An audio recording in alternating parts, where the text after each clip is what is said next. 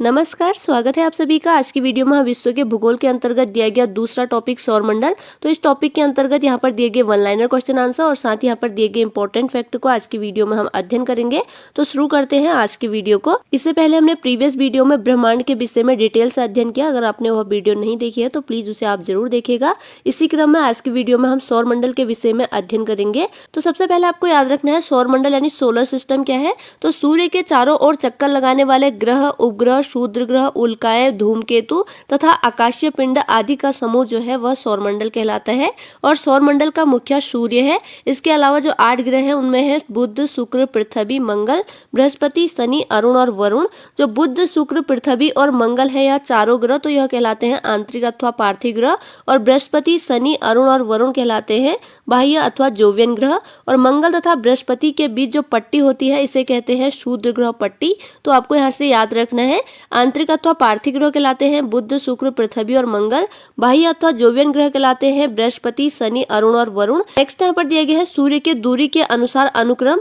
तो यहाँ पर इसके लिए एक ट्रिक भी दी गई है कि my very efficient mother just serve as net. तो यहाँ पर दिया गया है Mercury, Venus, Earth, Mars, Jupiter, Saturn, Uranus और नेपच्यून। तो इस ट्रिक के माध्यम से आप सूर्य से दूरी के अनुसार अनुक्रम को याद रख सकते हैं। नेक्स्ट यहाँ पर सौरमंडल के विषय में कुछ इंपॉर्टेंट फैक्ट है, इन्हें भी हम अध्ययन करते हैं। तो जैसा कि हमने अध्ययन किया कि सूर्य तथा उसके चारों ओर भ्रमण करने वाले ग्रहों, उपग्रह, धूमकेतु, उल्काओं, क्षुद्र ग्रह तथा अन्य आकाशीय पिंडों के समूह को सोलर सिस्टम यानी सौरमंडल कहते हैं। और सौरमंडल के सभी पिंड गुरुत्वाकर्षण के कारण आपस में बंधे रहते हैं। और सौरमंडल की समस्त ऊर्जा का स्रोत सूर्य है क्योंकि सूर्य जो है सौर परिवार का मुख्य है। नेक्स्ट यहाँ पर सूर्य के विषय में कुछ इंपॉर्टेंट फैक्ट है। सूर्य का व्यास है 13,92,200 किलोमीटर जो कि पृथ्वी के व्यास का लगभग 110 गुना है। तो सूर्य एक तारा है। इसमें 71% hydrogen, 26.5% helium, 1.5% carbon, nitrogen, oxygen, neon तथा 1% लौह समूह अथवा अन्य भारी तत्व पाए जाते हैं। नेक्स्ट पॉइंट है सूर्य की ऊर्जा का स्रोत उसके केंद्र में हाइड्रोजन परमाणुओं का नाभिकीय संलयन द्वारा हीलियम में बदलना है। नेक्स्ट पॉइंट है सूर्य मंदाकिनी यानी गैलेक्सी यानी आकाश गंगा के केंद्र से करीब 30,000 प्रकाश वर्ष दूरी पर स्थित है। अगला पॉइंट है हमारी सर्पाकार मंदाकिनी जिसे एरावत पथ कहा जाता है कि 100 अरब तारों में सूर्य एक तारा है। अगला पॉइंट है सूर्य के केंद्र में एक्स तथा गामा तरंगे फोटॉक्स की धारा के रूप में निकलती है। अगला पॉइंट है सूर्य अपने अक्ष पर पूर्व से पश्चिम की ओर परिभ्रमण करता है। अगला पॉइंट है सूर्य के आवर्तन गति भूमध्य रेखा पर 34 से 37 दिन तथा ध्रुवों पर 24 से 26 दिनों की होती है। अगला पॉइंट है सूर्य के ऊर्जा का उत्सर्जन प्रति सेकेंड 10⁻26 जूल होता है। अगला पॉइंट है सूर्य से पृथ्वी तक प्रकाश पहुंचने में 8 मिनट 16.6 सेकेंड लगता है। अगला पॉइंट है सूर्य की पृथ्वी से न्यूनतम दूरी 15 करोड़ किलोमीटर, अधिकतम दूरी 15.21 करोड़ किलोमीटर तथा औसत दूरी 14.98 करोड़ किलोमीटर है। अगला पॉइंट है सूर्य के प्रकाश की चाल 3 × 10⁸ किलोमीटर सेकेंड है यानी 3 लाख किलोमीटर प्रति सेकेंड है। नेक्स्ट यहाँ पर दिया गया है सौरमंडल की उत्पत्ति। तो सौरमंडल की उत्पत्ति को सुलझाने के लिए अनेक विद्वानों ने अपने विभिन्न मत प्रस्तुत किए। तो यहाँ पर मत और प्रतिपादक दिए गए हैं जो कि परीक्षा की दृष्टि से बहुत ही इंपॉर्टेंट है। तो यहाँ पर सबसे पहले है वायवीय राशि परिकल्पना, यह दी थी इमैनुअल कांट ने। निहारिका परिकल्पना दी थी लाप्लास ने। ग्रहाणु परिकल्पना दी थी चैम्बरलिन एवं माल्टन ने। ज्वारीय परिकल्पना दी थी जेम्स जीन्स एवं हेरोल्ड जेफरी ने। द्वैतारक परिकल्पना दी थी एच.एन. रसेल ने। विखंडन परिकल्पना दी थी रॉसमन ने। सिफिर परिकल्पना दी थी ए.सी. बनर्जी ने। नोवा परिकल्पना दी थी होयले एवं लिटिलटन ने। विद्युत चुंबकीय परिकल्पना दी थी एच. एल्फवेन ने। अंतरतारक धूल परिकल्पना दी थी ऑटो शिमिड ने। निहारिका में एक परिकल्पना दी थी डॉक्टर वॉन वाइसकियर ने। और प्राग उपग्रह मत दिया था जी कूपर ने। नेक्स्ट यहाँ पर दिए गए हैं सूर्य से संबंधित कुछ विशिष्ट तथ्य। तो पृथ्वी से न्यूनतम दूरी है 14.70 करोड़ किलोमीटर। पृथ्वी से अधिकतम दूरी है 15.21 करोड़ किलोमीटर। पृथ्वी से औसत दूरी है 14.96 करोड़ किलोमीटर। सूर्य का व्यास है 13,92,000 किलोमीटर। आयतन है पृथ्वी से 13 लाख गुना अधिक। द्रव्यमान है पृथ्वी से 3,32,000 गुना अधिक। तलीय गुरुत्व है पृथ्वी से 28 गुना। केंद्रीय घनत्व है 150 ग्राम प्रति घन सेंटीमीटर। रासायनिक संगठन है हाइड्रोजन 71%, हीलियम 26.5% और अन्य तत्व 2.5%।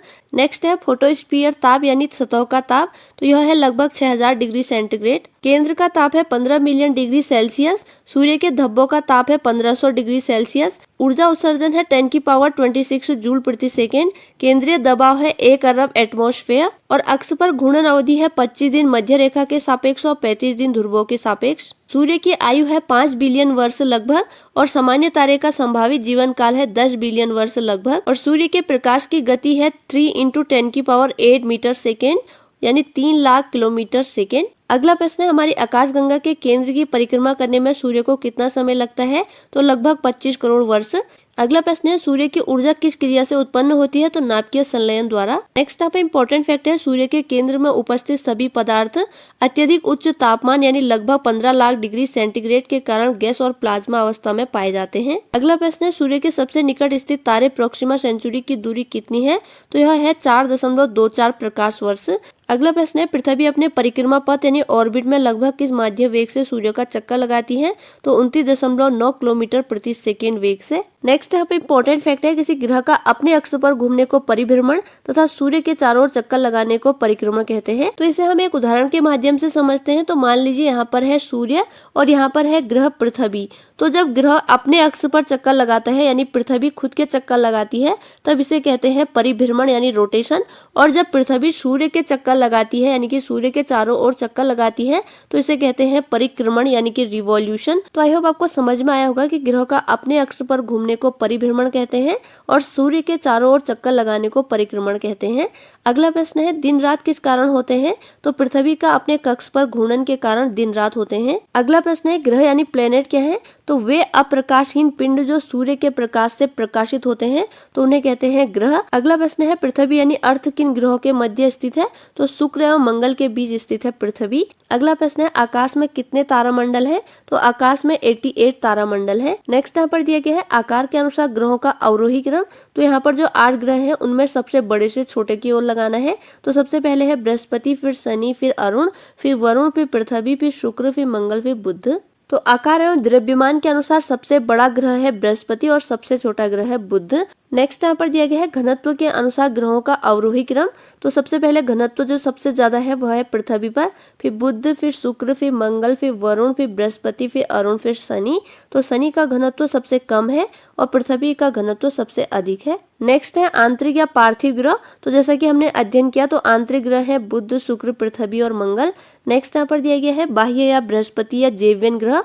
तो इनमें है बृहस्पति, शनि, अरुण और वरुण। नेक्स्ट है सूर्य से दूरी के अनुसार ग्रहों का आरोही क्रम। तो सबसे पहले है बुध, शुक्र, पृथ्वी, मंगल, बृहस्पति, शनि, अरुण और वरुण। तो सूर्य के निकटतम ग्रह का नाम है बुध और सुदूरतम ग्रह का नाम है वरुण। नेक्स्ट है सूर्य के परिक्रमण वेग के अनुसार ग्रहों का आरोही क्रम। तो इसमें है बुध, शुक्र, पृथ्वी, मंगल, बृहस्पति, शनि, अरुण और वरुण। तो बुध का परिक्रमण वेग सबसे कम है और वरुण का परिक्रमण वेग सर्वाधिक है। नेक्स्ट है परिभ्रमण वेग के अनुसार ग्रहों का आरोही क्रम। तो इसमें है बृहस्पति, शनि, अरुण, वरुण, पृथ्वी, मंगल, बुध और शुक्र। और नेक्स्ट यहाँ पे इंपॉर्टेंट फैक्ट है, हमारे सौरमंडल का 99.86% द्रव्यमान सूर्य में निहित है।